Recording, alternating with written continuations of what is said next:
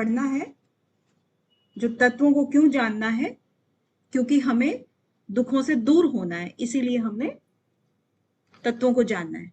तो सबसे पहला ही जो इन्होंने कारिका बताई है वो बताई है कि जो ये 3 प्रकार के दुख हैं जो हमें अभिघात करते रहते हैं, इनसे इनको छूटने की या इनसे दूर होने की जिज्ञासा जब हमें होती है, तब कोई भी जो दृष्टा सा अपार्था, ये सारे जो दृश्य चीजें हैं वो सारे के सारे व्यर्थ प्रतीत होते हैं, क्योंकि इनसे एकांत अत्यंतो अभावात, ये एकदम से खत्म करने में इनका अभाव है इनके अंदर। ठीक है, एकदम से खत्म नहीं करती हैं चीजों को, दुखों को। उसके बाद दूसरे सूत्र में या कारिका में कहते हैं कि दृष्टवद आनुश्रविका स ही अविशुद्धि क्षय अतिशय युक्तम तद विपरीत श्रेयान व्यक्त अव्यक्त ज्ञ विज्ञानात्।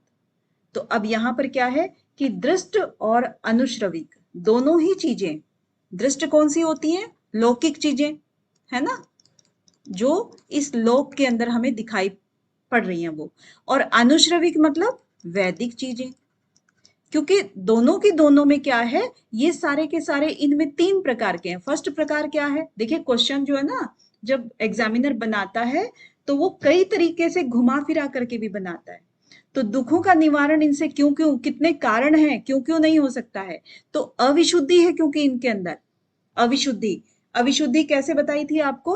क्योंकि जब हम कोई भी कार्य करते हैं तो वो शुद्ध नहीं होता है, क्योंकि जो हिंसा उसमें शामिल होती है। जैसे हमने कहा था कि पहले वैदिक हमारे ग्रंथों में बहुत सारी तरह की चीजें बताई गई थी कि बलि देने से ये होगा वो होगा, तो वो सारा हिंसा का पार्ट हो गया।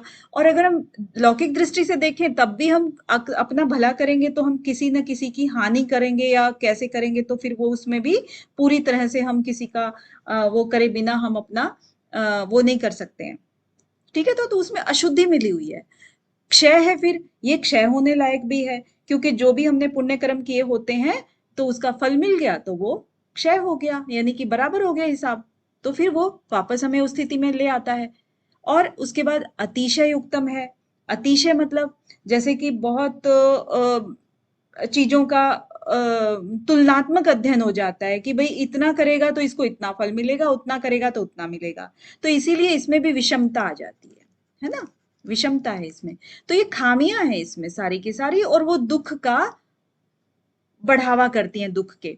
तद विपरीत, अब इनके विपरीत हमें क्या करना है? जो ऊपर वाली लाइन है इसके विपरीत कोई ऐसा श्रेष्ठ मार्ग है जो हमें की अपनाना चाहिए, जो दुखों को दूर कर दे, जो कि इसने कहा ना ऊपर, दुख को खत्म करना है। तो वो जो श्रेष्ठ मार्ग है वो क्या है? व्यक्त अव्यक्त और ज्ञ का ज्ञान, इसका ज्ञान प्राप्त करना है। व्यक्त अव्यक्त और ज्ञ। अब यहां पर आपको पता ही है कि व्यक्त क्या है? व्यक्त ये संसार है जो दिखाई दे रहा है। अव्यक्त क्या है?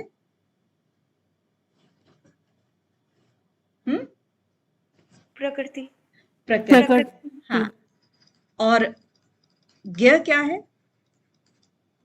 ये पुरुष है। पुरुष। हाँ, और यही चीज हम सारी की सारी योग सूत्र में पढ़ते आए हैं, तो बहुत ज्यादा हमें दिक्कत नहीं होगी कि इनको समझने में। जो हमें दिखाई पड़ रही है, जो हमें दिखाई नहीं पड़ रही है, यानी कि वो अव्यक्त है, अभी सूक्ष्म रूप में है, कुछ चीजें हैं उसमें फील होती हैं लेकिन हमें दिखाई नहीं पड़ रही हैं। और ज्ञ, इन सब चीजों को जानना अगर है हमें तो इसकी जरूरत हमें पड़ेगी, पुरुष की, क्योंकि पुरुष ही तो जानेगा ना सब चीजों को। तो इसीलिए इनका ज्ञान करने के लिए, इनका ज्ञान जब हो जाएगा तो फिर हमारा ये दुख परमानेंटली दूर हो जाएगा। तो ये कहना चाहते हैं। तो 2 सूत्रों में कल हमने सिर्फ इतनी सी बात की थी। अब आगे आज तीसरा जो है ना सूत्र या कारिका, इसको हम देखेंगे कि इनका ज्ञान हम कैसे करेंगे। कह तो दिया है कि भाई संसार है, प्रकृति है, आप इसका ज्ञान करो, ठीक है, पुरुष के द्वारा ही होगा ज्ञान। तो अब ज्ञान करेंगे तो उसके लिए कुछ ना कुछ चीजों की आवश्यकता होती है। जैसे एक होता है परमा। परमा क्या होता है? ज्ञान, क्योंकि हम कह रहे हैं कि हमें ज्ञान करना है। और दूसरा क्या होता है? कौन करेगा ज्ञान?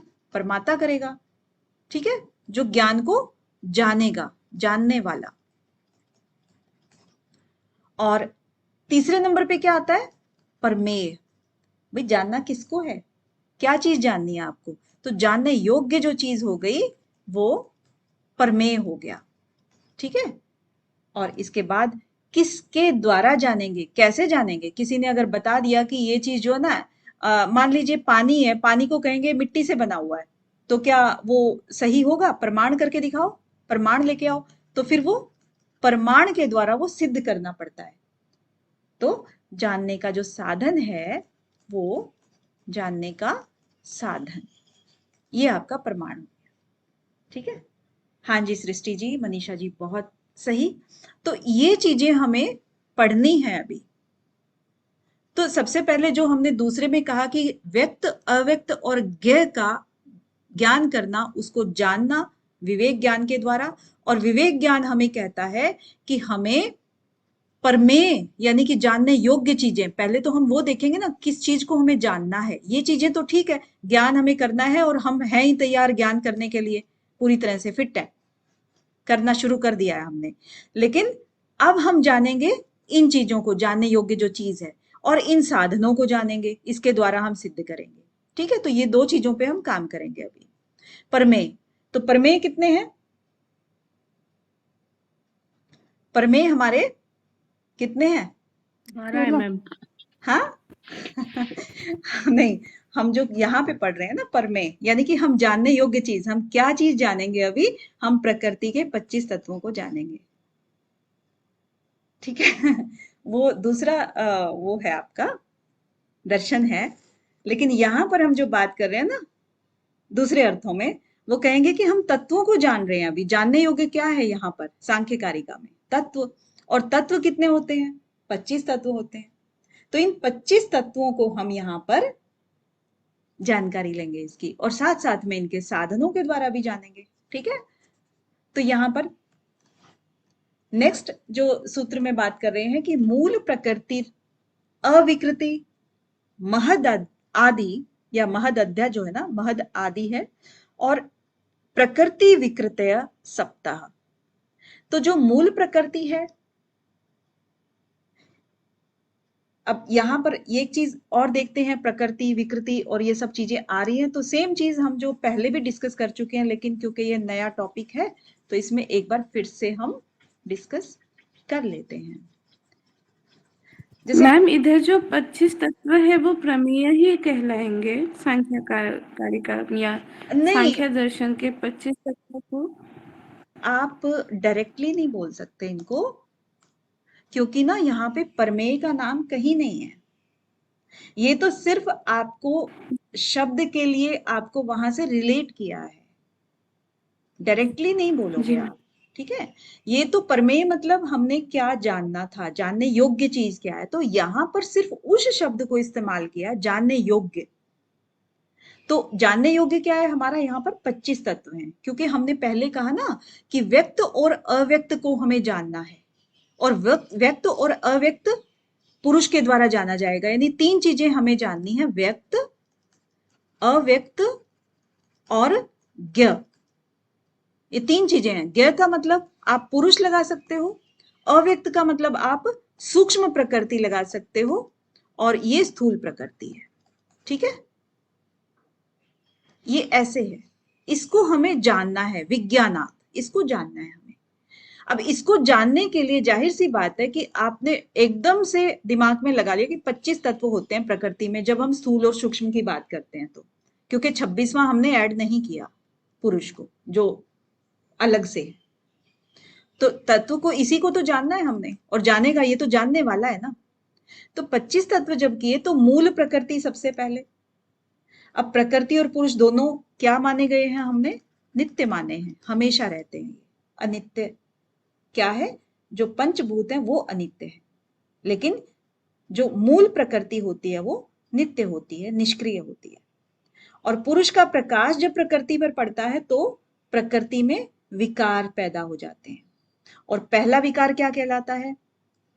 महत तत्व कहलाता है ना, महत, या बुद्धि। ये कहेंगे हम। इसीलिए बुद्धि को जो है ना, हम पुरुष के सबसे करीब का मानते हैं, क्योंकि इसका पहला विकार है महत तत्व। हाँ जी। अब महत तत्व से फिर एक और विकार पैदा होता है, अहंकार। अहंकार। हाँ, अब अहंकार जो होता है ना, वो सात्विक भी होता है और तामसिक भी होता है। तामसिक। हाँ, अब सात्विक अहंकार के अंदर 11 इंद्रियां हमारी आ जाती हैं। 10 इंद्रियां, 5 ज्ञानेंद्रियां और कर्मेंद्रियां और 1 प्लस मन। ठीक है। और तामसिक अहंकार में 5 तन्मात्राएं और महाभूत। तो इस पंच तरह महाभूत। पंच महाभूत आते हैं। तो इस तरीके से ये हमारा इसका डिवाइड करते हैं हम इसको। तो मूल प्रकृति जो हुई, मूल प्रकृति वो क्या हुई?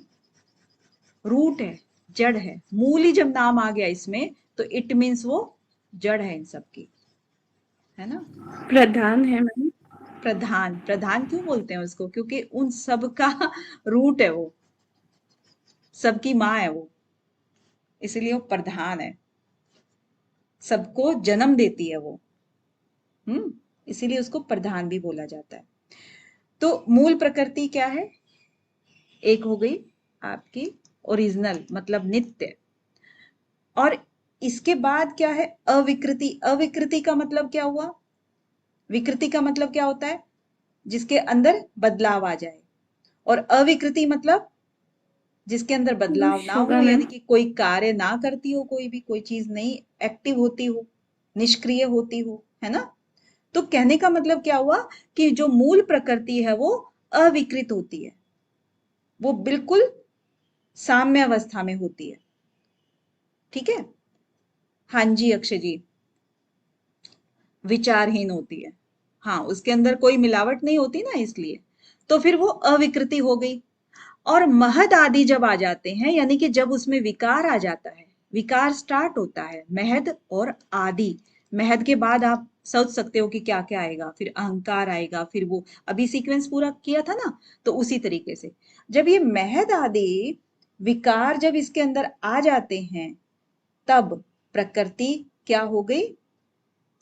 उसके अंदर विकृति आ गई। यानी कि महद, अब प्रकृति जो मेन थी, जिसको हम मूल कह रहे थे, मूल प्रकृति, वो क्या हो गई? आपकी अविकृत। और इसके आगे जब विकार आया, कौन सा?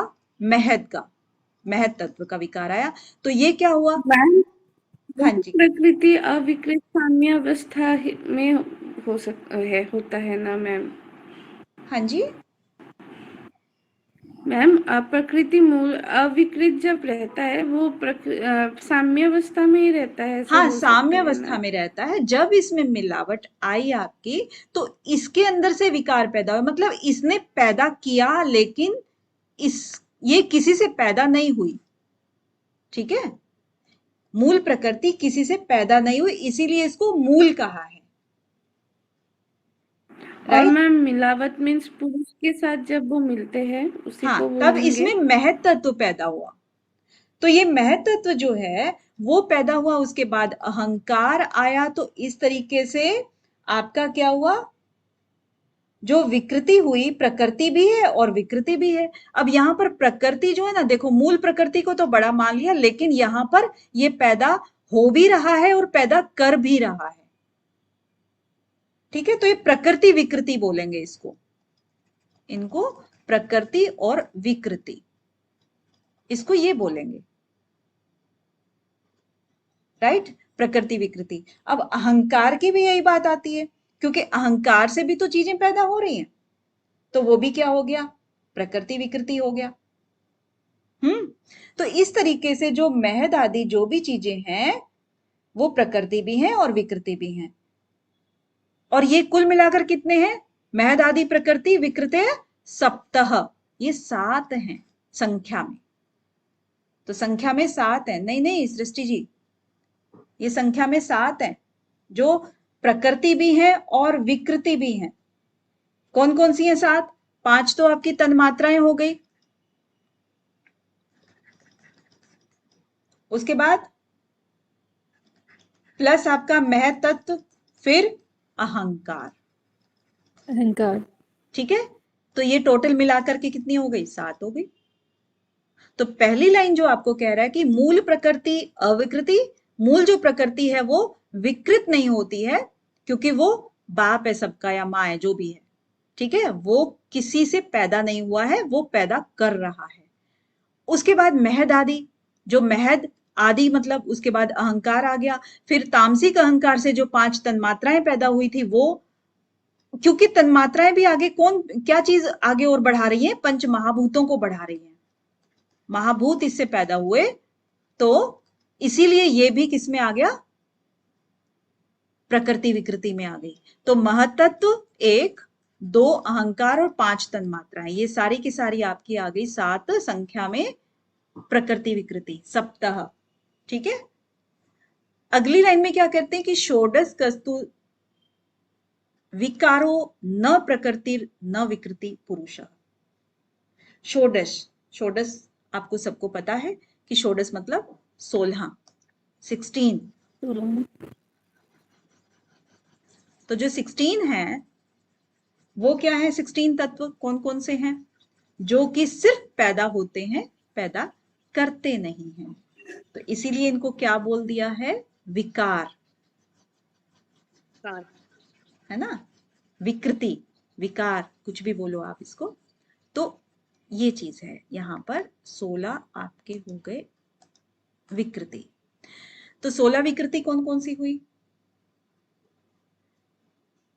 कौन कौन सी? 10 इंद्रियां और हाँ, 10 तो आपकी 11 ये और इंद्रियां हो गई, और एक मन हो गया जो इधर सात्विक अहंकार में था, पंच महाभूत। और इसके बाद फिर हाँ पंच आपके महाभूत हो गए। पंच महाभूत।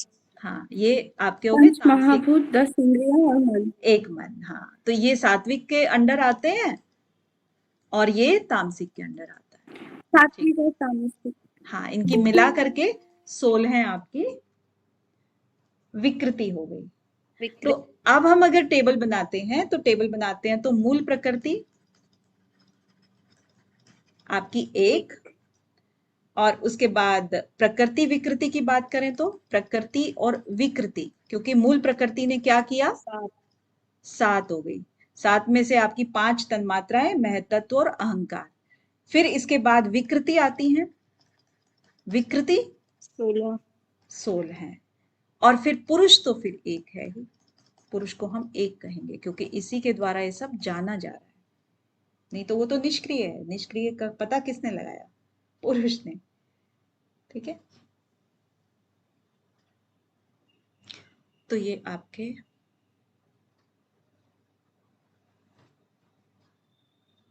पच्चीस तत्व पुरुष को मिला करके हो गए हैं। पुरुष जान रहा है इनको सबको। तो ये क्लियर हो गया आपको? षोडश कस्तु विकारो न प्रकृति न विकृति पुरुष। क्लियर हो गया? मैम फिर आप 26वां कौन सा बोल रहे थे? 26वां ईश्वर था, वो योग सूत्र में है ना, वो पुरुष विशेष है, वो पुरुष विशेष है। ये ओनली पुरुष है, आत्मा है ना। इसके आगे फिर नेक्स्ट सूत्र करते हैं। दृष्टम अनुमानम आप्तवचनम च सर्व प्रमाण सिद्धत्वात् त्रिविधम प्रमाणम इष्टम प्रमेय सिद्धि प्रमाणाधि। तो यहां पर अब देखो, सब तत्व जान लिए हमने, और तत्व जानेंगे तो फिर इनको सिद्ध करना पड़ता है कि कैसे कैसे सिद्ध करेंगे इन तत्वों को। सिद्ध करेंगे तभी प्रमाणिकता आएगी ना। तो बिना प्रमाणों के तो दर्शन हो ही नहीं सकते, यानी कि यथार्थ ज्ञान हमारे लिए बहुत जरूरी है। तो 3 प्रकार के प्रमाणों की चर्चा वो करते हैं वैसे, दृष्ट, अनुमान और आप्त वचनम। 3 प्रमाण। हाँ जी सृष्टि जी, बिल्कुल। जो 3 प्रमाण है, दृष्ट, अनुमान और आप्त वचन। अब कई जगह आप्त वचन को शब्द कह दिया जाता है ना, तो एक ही बात है, ये आगम भी कह दिया जाता है बिल्कुल, और आप्त वचन भी कह दिया जाता है। तो यहां पर क्या है कि जो 3 प्रमाणों की चर्चा है, प्रमाण क्या चीज होती है? परमा से बना हुआ है, जाहिर सी बात है। और प्रमा का मतलब क्या होता है? यथार्थ ज्ञान।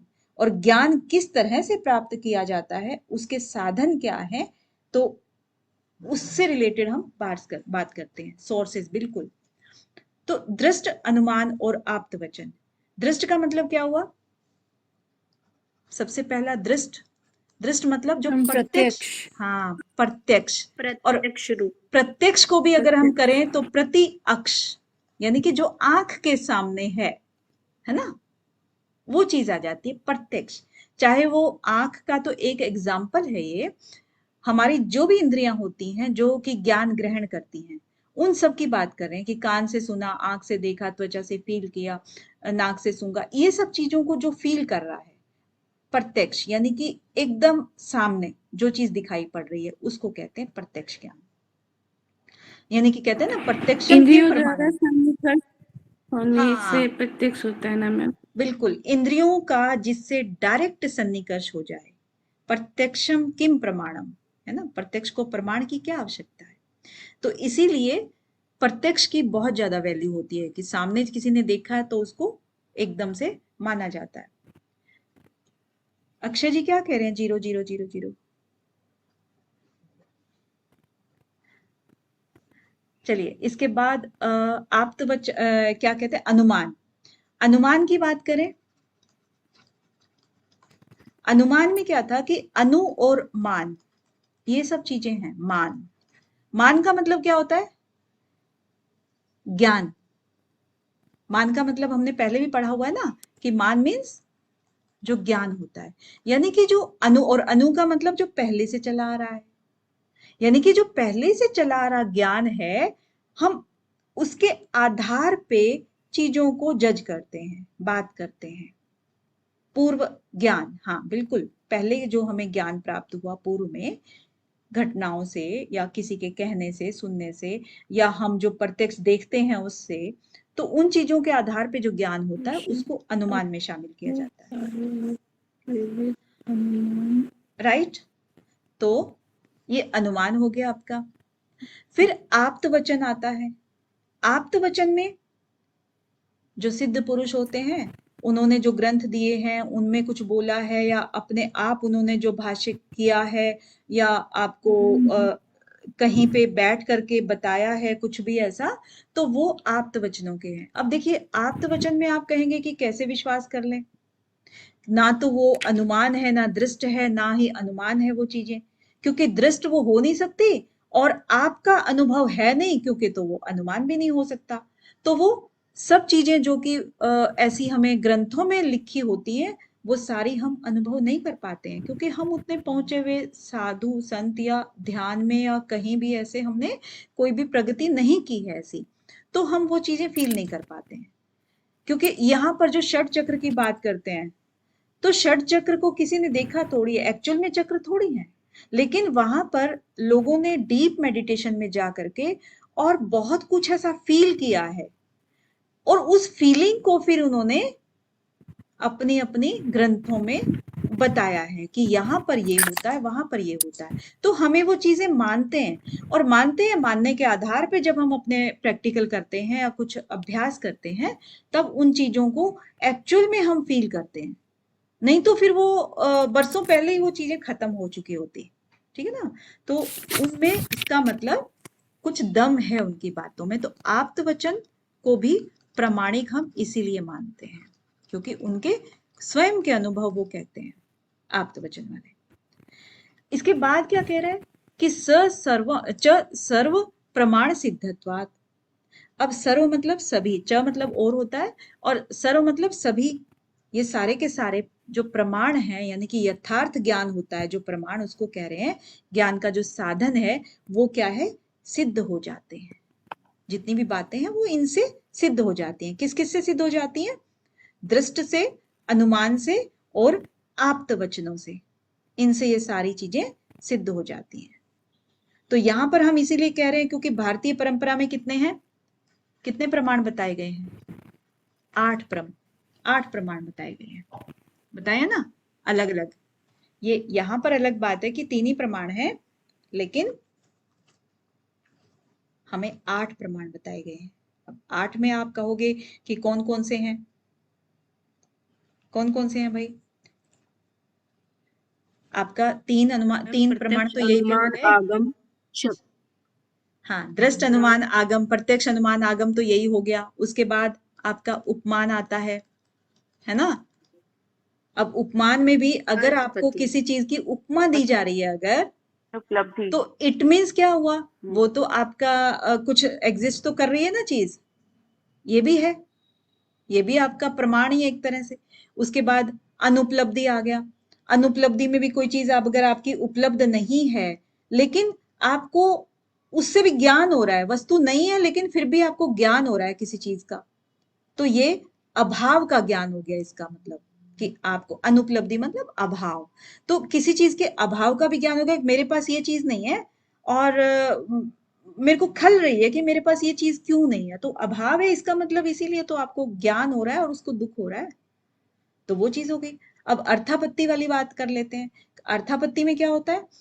तो अर्थ आपत्ति यानी कि उसके अर्थ में ही आपत्ति है आपको, कि भाई एक वो जो इसमें ग्रंथों में ही आता है जो एग्जाम्पल, कि देवदत्त जो है ना दिन में खाना नहीं खाता है लेकिन फिर भी मोटा है। अब मोटा कैसे, बिना खाना खाए कोई कैसे मोटा हो सकता है? तो रात में खाना खाता होगा, तभी तो मोटा होता है। यानी कि दिन में खाना नहीं खा रहा है और मोटा है, मतलब ये भी बता रहे हैं, तो ये विरोधाभासी, यानी कि अर्थ में आपत्ति है इसके। और संभाव्य होता है, संभाव्य मतलब संभावना है, यानी कि वो उसमें है। अगर हम 1 किलो की बात करें तो इसके अंदर 100 ग्राम तो होगा ही होगा, है ना? तो वो चीज की बात कर ले, यानी कि ये चीज है इसमें। एक ही है मतलब कि ऐसा ऐसा ही है, कहानियों से सुनते चले आ रहे हैं कोई भी चीजें, तो भूत हैं, प्रेत हैं, ये सब चीजें हैं, तो ये सब चीजें एग्जिस्ट करती हैं, तो वो उस कैटेगरी में वो आ जाता है। तो इस तरीके से बहुत सारे प्रमाण हमारे भारतीय उसमें दिए हुए हैं, लेकिन यहाँ पर जो सांख्य कारिका में और योग दर्शन में, योग सूत्र में आपके 3 ही प्रमाण दिए गए हैं। ठीक है, तो 3 प्रमाणों में अब आगे कहता है त्रिविधम प्रमाणम। त्रिविधम यानी कि जो 3 प्रकार की जो विधियां हैं, प्रमाण हैं, यही पर्याप्त हैं, कह रहे हैं कि ये इष्टम प्रमेय, इन प्रमेयों को सिद्ध करने में ये काफी है। ठीक है, तो प्रमेय सिद्धि प्रमाणाधि, यानी कि हमें ये 3 प्रकार के प्रमाण ही मान्य हैं, हमें और अन्य प्रमाण की आवश्यकता नहीं है। ठीक है, तो जो हमारे प्रमेय हमने सिद्ध किए हैं यहाँ पर, जो जानने योग्य चीजें थी, जो तत्व थे, उनके लिए हमें सिर्फ इन्हीं 3 प्रमाणों की ही आवश्यकता है। ठीक है, ये यहाँ पर यही कह रहे हैं। नेक्स्ट आपका, इसमें कोई दिक्कत तो नहीं ना? हो गया क्लियर? Yes ma'am. फिर है प्रति विषय अध्यवसायो दृष्टम त्रिविधम अनुमान आख्यातम तलिंग अलिंग पूर्वकम आप्त श्रुतिर आप्त वचंतु। अब यहाँ पर क्योंकि थोड़ा सा इन्होंने अनुमान को ऊपर, क्योंकि कहा ना दृष्ट अनुमान और आप्त वचन जो बोला था ऊपर वाले सूत्र में, नीचे इन्होंने क्या कहा कि जो आपका अनुमान है उसको हम 3 तरीके से जानते हैं। प्रति विषय अध्यवसाय। अब प्रमाणों की व्याख्या करते करते ये कह रहे हैं कि जो विषय हैं सारे हमारी, यानी कि जो ज्ञान इंद्रियां हैं जो विषयों का ग्रहण करती हैं, वो विषय जो जिनका ग्रहण करती हैं, अब वो चीजें हम फील करते हैं कि आंख है, जैसे आंख तो सिर्फ एक कार्य करेगी, देखने का। कान क्या करेगा? सिर्फ सुनने का काम करेगा। शब्द क्या है? वो भी कान शब्द है ना, कान का शब्द सुनने का काम करेगा, ये देखने का कार्य करेगी। ठीक है, और नाक सूंघने का। इस तरह से मतलब सारे के सारे जो हमारी इंद्रियां हैं वो अपना अपना विषय ही चुनती हैं। प्रति विषय अपने अपने विषय में ही वो रहती हैं। अध्य व्यवसाय अपने अपने विषय का ही वो व्यवसाय करती हैं।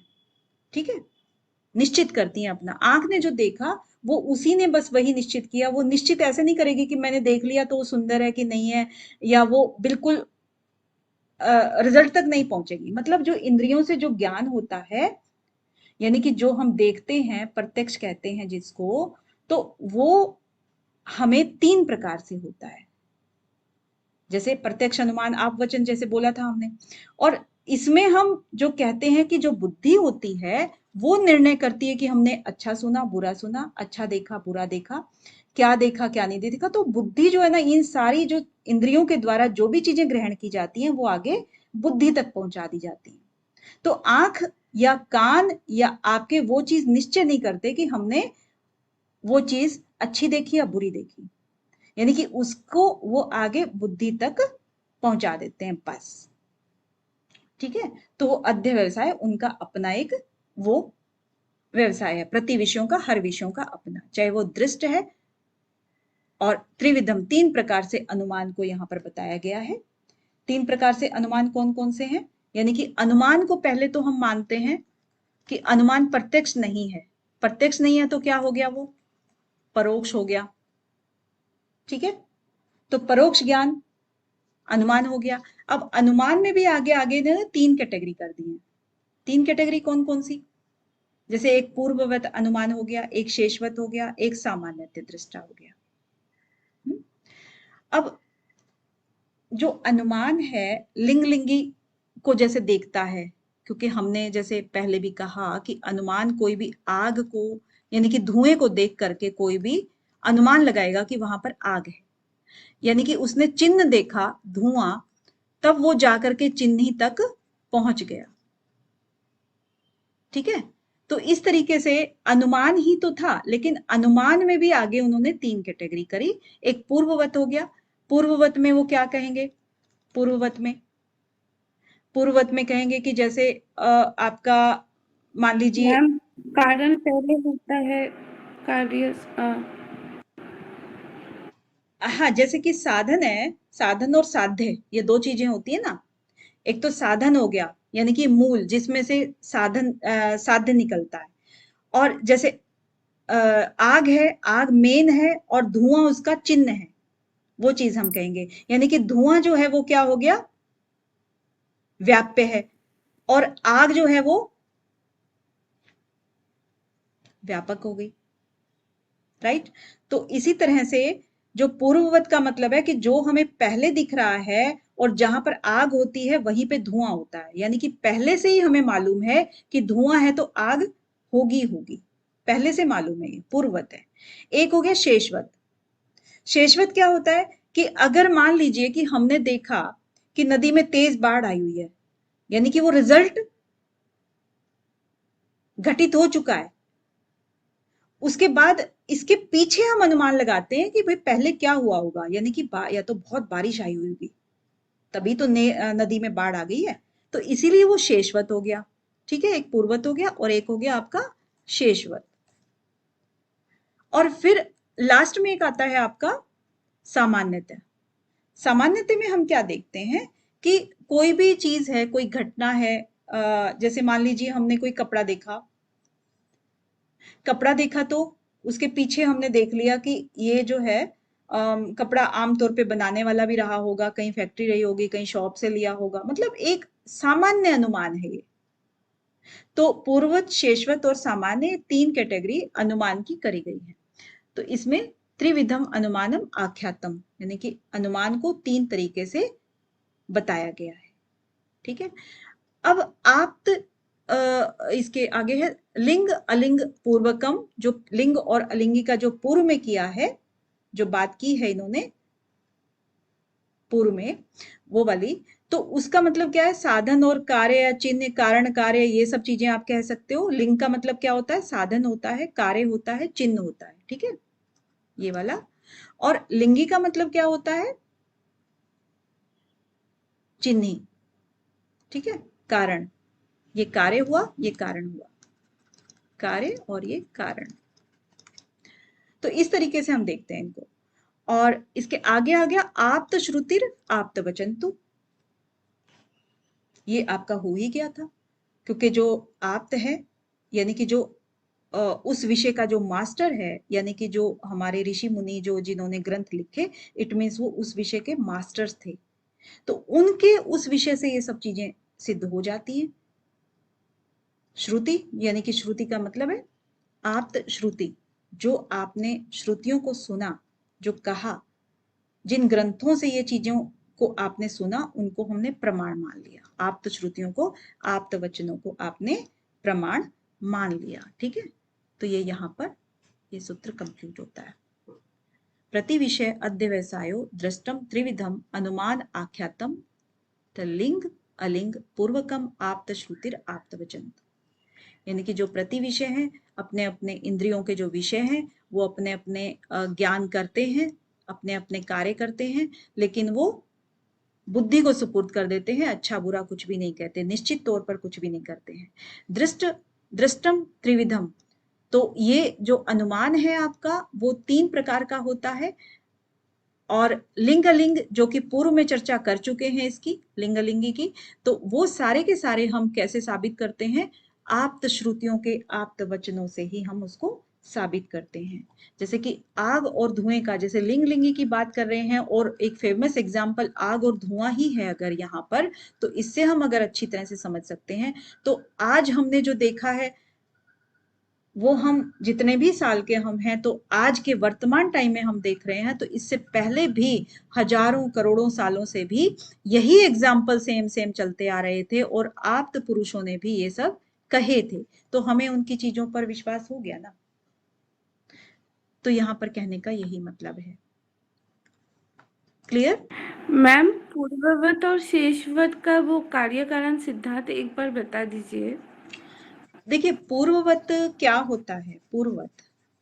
पूर्ववत तो यही हुआ कि जो अगर आपने धुआं देखा है कहीं पे, तो वो चीजें चल रही हैं, इट मीन्स इसके पूर्व में आपके आग है, मतलब आग अभी एग्जिस्ट कर रही है, तभी वो धुआं चल रहा है ना। आग भी है और धुआं उसका क्या है? साधन है, जो कि वो मतलब आपको चिन्ह दे रहा है कि यहाँ पर आग है। तो ये हो गया पूर्ववत अनुमान, यानी कि आग जहां पर हमने देखा तो हमने अनुमान लगा लिया कि यहाँ पर मतलब धुआं है, तो हमने अनुमान लगा लिया कि यहाँ पर आग है, राइट। और शेषवत में जहां तक होता है कि रिजल्ट कंप्लीट हो गया, यानी कि बारिश रुक चुकी है और रोड अभी गीली है, तो हम ये कहेंगे कि अभी रोड गीली है, इट मीन्स, और थोड़ी सी रोड नहीं है, किसी ने हो सकता है पाइप से छिड़काव कर दिया हो, लेकिन सारे के सारा एरिया गीला है, इट मीन्स बारिश हुई होगी, तो वो पीछे अपना चिन्ह छोड़ जाता है। काम खत्म हो गया है वो, लेकिन चिन्ह पीछे रह गया है, तो वो शेषवत अनुमान हो गया, राइट। वही मैम, कार्य कारण और कारण कार्य की के बात करेंगे ना, कारण और कार्य जो हो गया, कारण में से कार्य निकलता है। अब कारण यहाँ पर क्या था? आग था, और कार्य क्या हो गया? धुआं हो गया। अब यहाँ जी पर मैम। चिन्नी जो हो गया, धुआं क्या हो गया? आग हो गया, और चिन्ह जो है वो धुआं हो गया। अब चिन्ह को देखते देखते, जैसे हम ऐसे ऐसे चिन्ह देखते हैं ना, चिन्ह को देखते देखते हम कहाँ पहुंच जाते हैं? चिन्ह ही तक पहुंच जाते हैं। ये चिन्ह हो गए, इनको हम चिन्ह कहते हैं ना, चिन्ह ही नहीं कहते। ये हमारा डेस्टिनेशन है मान लीजिए, और यहां हमने एरो लगा रखे हैं, एरो मीन्स चिन्ह लगा रखे हैं, फिर इसको देखते देखते हम यहां पर पहुंच जाएंगे। चिन्ह और चिन्ह, लिंग और लिंगी। यहां पर अगर दूसरे नाम कहें तो लिंग और लिंगी। ठीक है, ओके, क्लियर है? जी मैम। नेक्स्ट आता है सामान्य तस्तु दृष्टा अतीन्द्रियाणां प्रतीतिर अनुमानात् तस्माद् अपि च सिद्धम परोक्षम आप्त अगमात सिद्धम। तो यहाँ पर भी देखिए आगे वही चीजें चल रही हैं कि जो हम अनुभव कर रहे हैं, जो भी चीजें, उनसे ही हम ज्ञान प्राप्त करते हैं। अनुभव जन्य जो ज्ञान है वही सर्वश्रेष्ठ होता है, इन शॉर्ट। तो सामान्य तस्तु यानी कि तीनों प्रमाणों की ही बात है, और किस प्रमाण से किस चीज का ज्ञान होता है, किस प्रमाण से कहाँ तक की पहुंच है किसी की, तो इसमें कहते हैं आगे कि सामान्यतः तू दृष्टात। तो सामान्य का अर्थ यहाँ पर क्या होता है, यानी कि जो सामान्य चीज है, एकदम कॉमन, है ना, जनरल एकदम, जो चीजें यानी कि विशिष्ट ना हो करके सबके लिए सामान्य है। क्या क्या चीजें होती हैं सामान्य? हवा है, सूर्य है ना, ये सब चीजें जो सबके लिए सामान्य है, किसी के लिए कोई ना घटे ना बढ़े, कुछ नहीं है। और इन सामान्य चीजों का ज्ञान जो इंद्रियों द्वारा होता है वे दृष्ट के अंतर्गत आते हैं, यानी कि प्रत्यक्ष हो गया, प्रत्यक्ष के अंतर्गत आते हैं। हमने प्रत्यक्ष देखी हैं चीजें ये वाली, ठीक है। तो जो इनमें कहने का मतलब क्या हुआ कि जो भी चीजें हम देख रहे हैं, सामान्यस्तु दृष्टात, जो सामान्य चीजें हम देख रहे हैं उनकी बात है, इट मीन्स प्रत्यक्ष। अब अतीन्द्रियाणाम, अतीन्द्रियाणाम मतलब कि अतीन्द्रिय मतलब जो इंद्रियों से अति हो, मतलब परे हो, इंद्रियों से परे। इसका मतलब क्या हुआ, इंद्रियों से परे। हमें आंख के सामने तो सब दिखाई दे रहा है, लेकिन मेरे पीछे मुझे दिखाई नहीं दे रहा है। मुझे 2 किलोमीटर थोड़ा सा दूर ही समझिए, 500 मीटर की दूरी की आवाज मुझे सुनाई नहीं दे रही है। तो ये हो गई अतीन्द्रिय, यानी कि इंद्रियों से दूर है सब चीजें, तो मुझे वो चीजों की प्रतीति नहीं होगी, ज्ञान नहीं होगा। तो इसकी प्रतीति हमें कैसे होगी, अनुमान से होगी।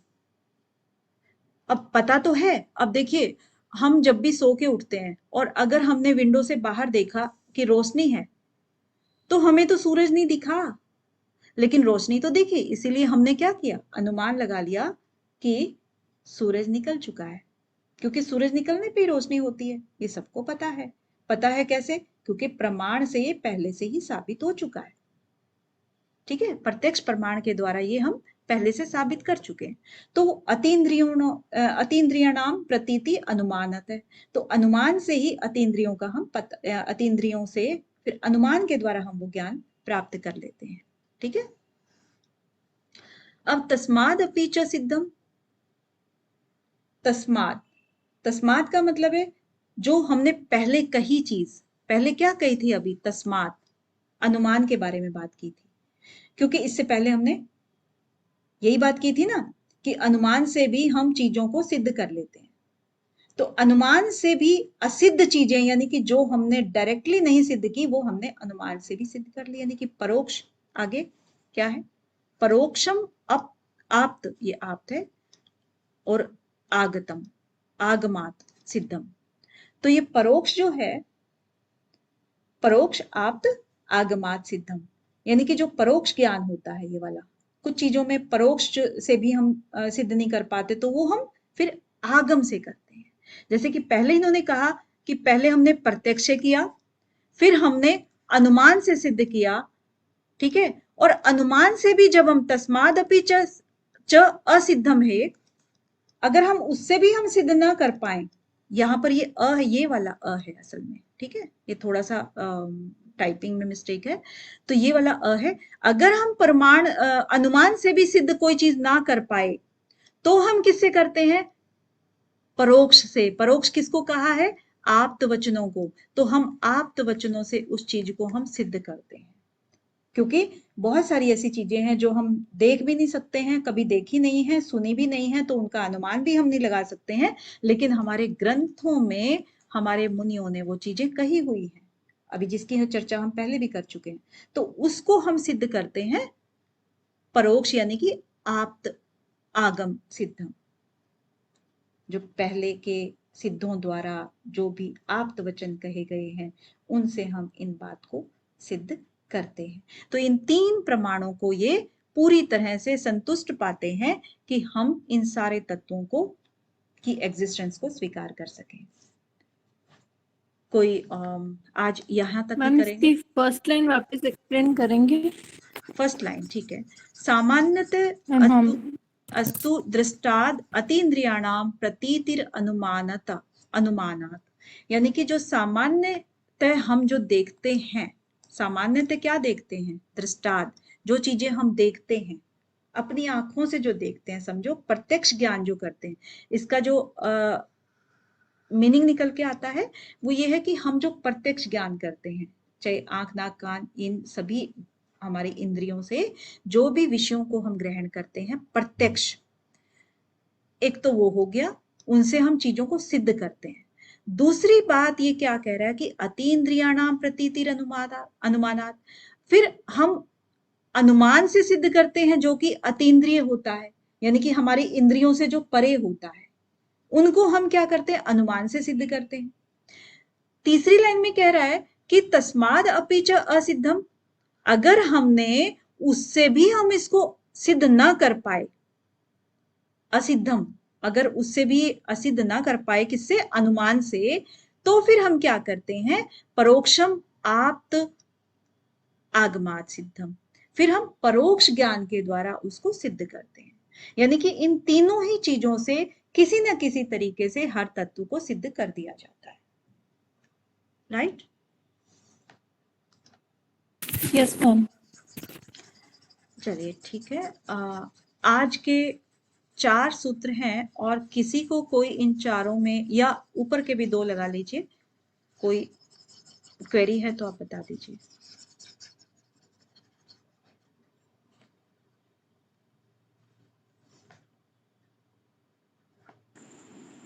मैम 5th सूत्र की सेकंड लाइन को एक बार बता दीजिए। कौन सी? 5th सूत्र की सेकंड लाइन, यही ना? हाँ जी। तो ये जैसे है कि तत् लिंग और अलिंग, यानी कि जो लिंग और अलिंगी हैं जो कि पूर्व में कहे गए हैं, उनको आप्त श्रुतिर आप्त वचंतु, उनको हम क्या करते हैं कि उस जो आप्त वचन है उनसे सिद्ध हो जाते हैं। क्योंकि हम हर चीज को सिद्ध नहीं करते, क्योंकि यहां पर भी देखिए बात वही रिपीट हो रही है। इन्होंने तभी तो कहा ना कि जो ऊपर कहे गए हैं ये सारे के सारे, जो हम यहाँ पर त्रिविध प्राण के द्वारा हम लिंग लिंगी को एक्सप्लेन कर रहे थे कि चिन्ह चिन्ह कैसे होते हैं, अनुमान के द्वारा हम उनको सिद्ध करते हैं, और प्रत्यक्ष अनुमान और आगम किसी भी चीज को जो सिद्ध करते हैं ना, तो वो अब यहाँ पर लिंग अलिंग जो पूर्व में कहे गए हैं आप्त श्रुतियों के द्वारा या आप्त वचनों के द्वारा वो सिद्ध कर दिए जाते हैं। तो यहाँ पर देखिए इस लाइन का तो मतलब यही होगा, और बाकी आप डिटेल में पूछें कि मतलब आपको क्या चीज नहीं समझ आई। मैम ये लिंग ये वर्ड का मीनिंग वो समझ में नहीं आ रहा है, क्या कहना चाह रही है। समझ में आ रहा है कि आप्त वचन क्या है, अच्छा, तो समझ में आ रहा है। Okay okay. देखिए इसके लिए हम पूरा सूत्र एक बार देख लेते हैं। प्रति विषय अध्यवसाय, अब इसमें क्या कह, दृष्टम, इसको भी साथ में ले लो। अब यहाँ पर क्या कह रहे हैं, हर जो हमारी क्या होते हैं, हमारी ज्ञानेंद्रियां कौन कौन सी हैं, आंख, नाक, कान और बताओ बताओ, अच्छा। त्वचा और त्वक, जीवा। तो ये सभी हमारी क्या है, ज्ञानेंद्रियां हैं। इनके विषय होते हैं अपने अपने, है ना। आंख सिर्फ देखने का कार्य करती है, सुनने का नहीं करेगी। तभी तो लोग बहरे या गूंगे या कैसे भी होते हैं, तो बहुत सारे सबके पास कई बार कमी होती है, तो आप देख रहे हो ना कि उनके पास वो चीजें नहीं रहती हैं, तो उस चीज का ज्ञान उनके लिए बहुत मुश्किल होता है। तो यहाँ पर वो सिर्फ अपने अपने विषय लेती हैं। प्रति विषय अध्यवसाय दृष्टम, तो जो वो केवल वो उसको क्या कहते हैं, दृष्टम का मतलब यहाँ पर क्या है, प्रत्यक्ष। आप कह सकते हो कि प्रत्यक्ष ज्ञान वो कर रहे हैं, इसको हम प्रत्यक्ष कहेंगे। त्रिविधम अनुमान आख्यातम, यानी कि अनुमान को फिर इन्होंने 3 प्रकार से बताया था। अनुमान को, क्योंकि अनुमान जो है ना, वैसे तो इन्होंने पहले कह दिया था कि दृष्ट अनुमान आप्त वचनम, जो ऊपर वाले सूत्र में है, अनुमान अकेला बस थोड़ा सा एक्सप्लेन कर दिया, लेकिन अनुमान भी फिर आगे फर्दर और थोड़ा सा एनलार्ज हो जाता है, क्योंकि पूर्ववत अनुमान हो गया, शेषवत हो गया, सामान्यतः। एक तो हम सामान्य दृष्टि से देखते हैं कोई भी चीज को, अनुमान लगा लेते हैं कि हाँ ठीक है, लंच हो गया तो खाना खा ही लिया होगा, किसी को अगर रूटीन है तो, है ना, जो बिल्कुल टाइम पे खाता है, तो वो अनुमान लगा लेते हैं कि हाँ ठीक है, ये लंच करके ही आए होंगे, तो उस तरीके से। और दूसरा होता है कि पूर्ववत जो है, ये तो सामान्य हो गया ना, सामान्य एकदम से। पूर्ववत जो हो गया ना कि जैसे बहुत ज्यादा बादल छाए हुए हैं और हमें जो है ना पहले से ही अनुमान हो गया कि ये बारिश आने वाली है बहुत तेज, तो पूर्ववत है, हमने पहले से अनुमान लगा लिया इसका, तो वो पूर्ववत अनुमान हो गया।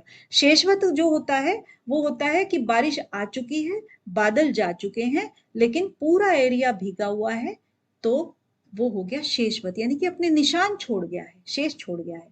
तो तीनों प्रकार के अनुमान हो गए ना आपके यहाँ पे। अब ये कहते हैं लिंग लिंगी पूर्वकम, जो पूर्व में जो लिंग लिंगी, यानी कि यहाँ पर हमने किसकी बात करी है अभी, निशान की बात की है ना।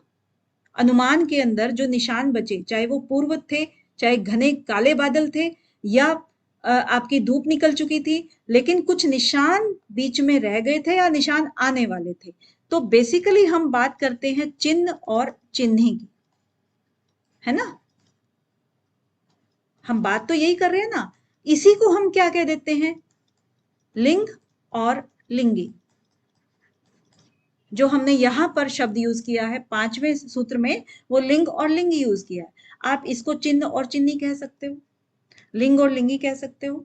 तो इसी के बारे में कहते हैं कि जो हमने पूर्व में बात की थी, जो त्रिविध अनुमान थे उनके अंदर ये बात है। क्योंकि मैं आपका नाम नहीं देख पा रही हूं, इसलिए मैं बता नहीं पा रही हूँ कि कौन पूछ रहे हैं अभी।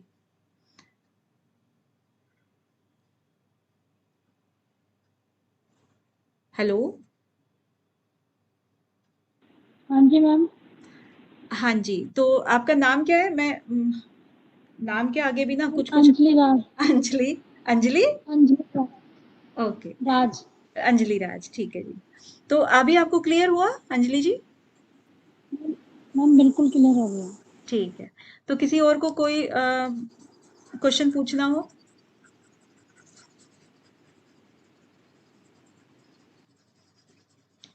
देखिए बिल्कुल फ्री रहें आप बोलने में, क्योंकि जितना फ्री रहेंगे उतना ही अपने आप को इम्प्रूव कर पाएंगे,